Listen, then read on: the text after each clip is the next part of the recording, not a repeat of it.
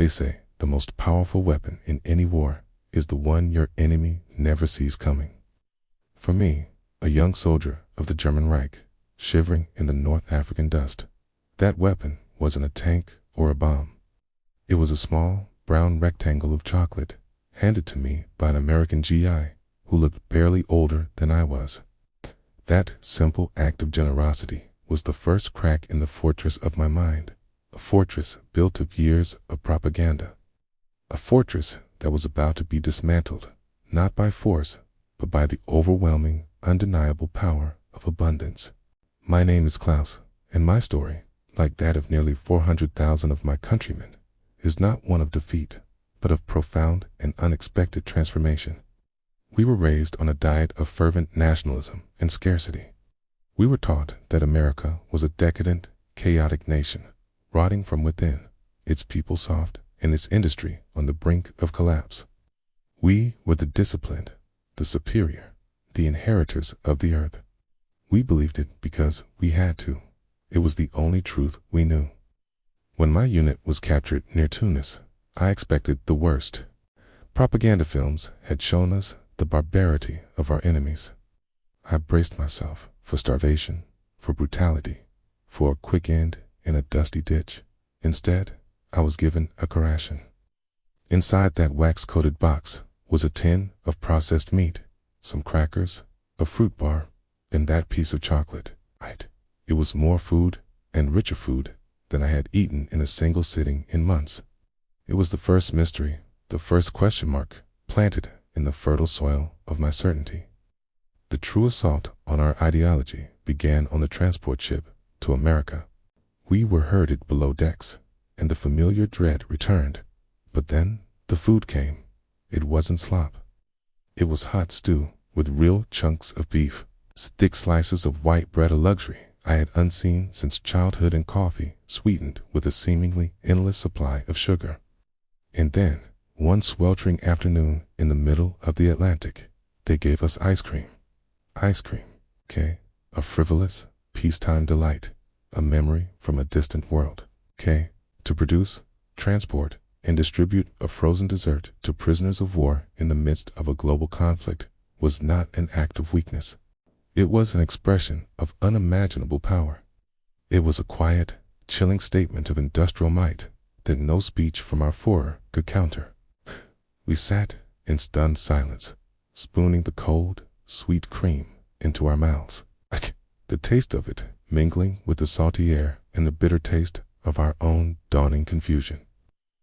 When we finally docked in Virginia and were put on trains headed for a camp in the heartland, the indoctrination we had received began to feel like a cruel joke.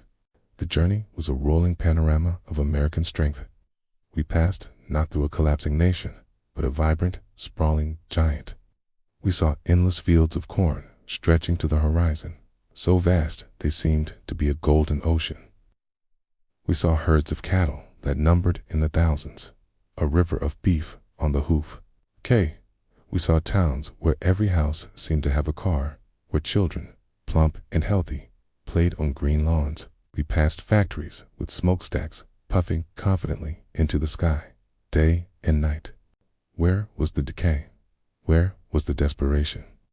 We were witnessing the engine room of the Allied war effort, and it was running with an effortless, terrifying efficiency. Our final destination was a POW camp in Texas. We expected barbed wire and misery. We found that, of course, but it was accompanied by something we could never have conceived. The camp was a small city. The barracks were clean, the medical care was excellent, and the food, again, was staggering.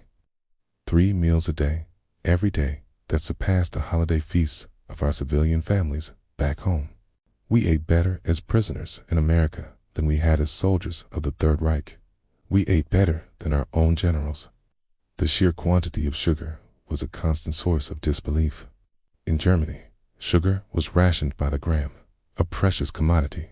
Here, it was in everything, piled in bowls on the mess hall tables, available without limit. It was a small detail, but it spoke volumes about a nation that didn't have to count its resources. But the most potent weapon of all was a small store on the campgrounds called the Post Exchange, or PX.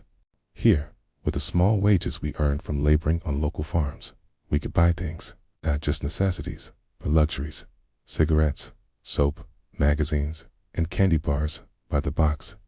And then there was Coca-Cola. That red and white label was everywhere. Every bottle, whether you bought it in Texas or, we imagined, in California, tasted exactly the same. It was a miracle of standardization and mass production. Simple, sugary drink became a powerful symbol for us. It represented a democratic ideal that every person, regardless of their station, could enjoy the exact same product as the wealthiest captain of industry.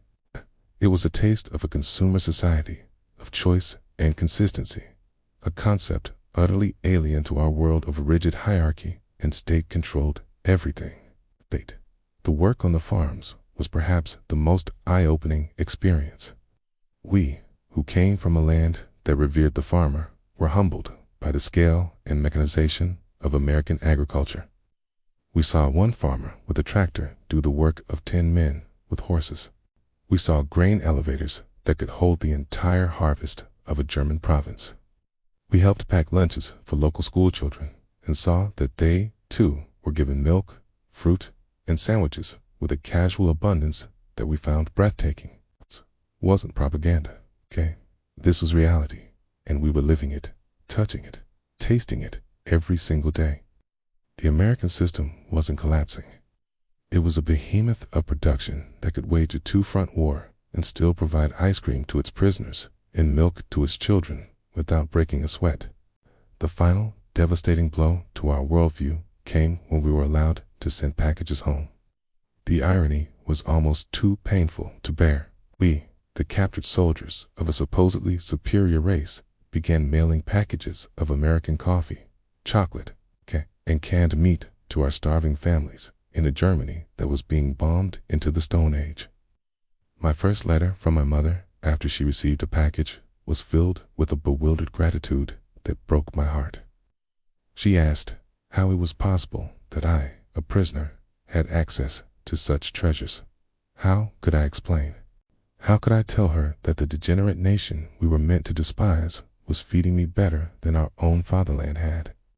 In that moment, the entire Nazi ideology crumbled into dust. It was a lie. A monstrous, hollow lie. And the proof was in the Hershey bars and sacks of flour crossing the Atlantic from a prison camp. When the war ended and we were finally sent home, we were not the same men who had left, okay? We were healthier, heavier, and our minds had been irrevocably changed. I stepped off the boat into the ruins of Hamburg, a ghost city of rubble and despair. But unlike many of my countrymen, I was not broken. I carried within me the memory of a different reality. I had seen what was possible. We, the former prisoners, became unintentional missionaries. They called us the Apostles of Abundance. When the Marshall Plan was announced, we were its most vocal proponents. While others saw it as charity from a conqueror, we saw it as the practical application of the very system that had so overwhelmed us. We understood its power. We had tasted it, began to apply the lessons we had learned, lessons of efficiency, mass production, and consumer-focused industry, to the monumental task of rebuilding our nation. We helped create the German *Wirtschaftswunder*, the economic miracle. Fueled by a philosophy we had learned not in a re-education classroom, but in the mess hall of a Texas POW camp. Historians can debate the efficacy of formal denazification programs, but those of us who lived it know the truth. You cannot argue a man out of an ideology that has been drilled into him from birth, but you can show him a better world.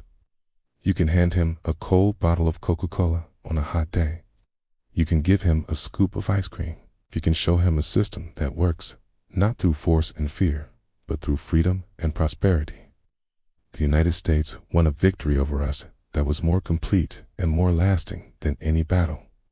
It was a victory of generosity, a quiet conquest not of our land, but of our hearts and minds.